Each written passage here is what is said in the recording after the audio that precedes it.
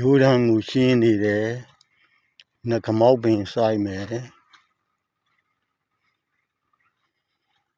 နှကမောက်ကတော့ကြောက်တိုင်နေနဲ့ကြာကြာနာနာမလုပ်တော့ပါဘူးခရိုး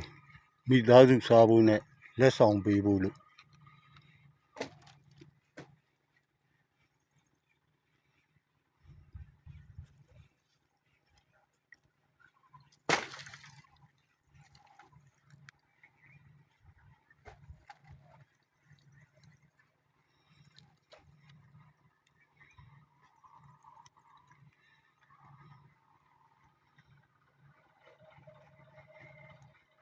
ဒီခရိုးတန်းလုံးရှင်းမယ်ခုလောလောဆယ်အပင်1000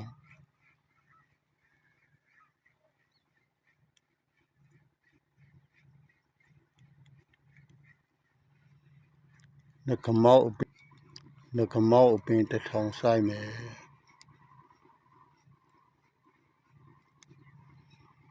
နက်ဖန်တော့စစိုက်မလားနက်ဖန်ဆိုရင်တော့ဒါတွေပြီးတော့ပါပြီဒီနေရာမှာ2တန်းရင်စိုက်မယ်ဗျာမိသားစုစားဖို့နဲ့လက်ဆောင်ပေးဖို့လူချင်းလက်မလေးထောင်ထားဟိုင်းထားရဲထားအဲ့ဒါဆိုလို့ရှိရင်လက်ဆောင်ပေးမယ်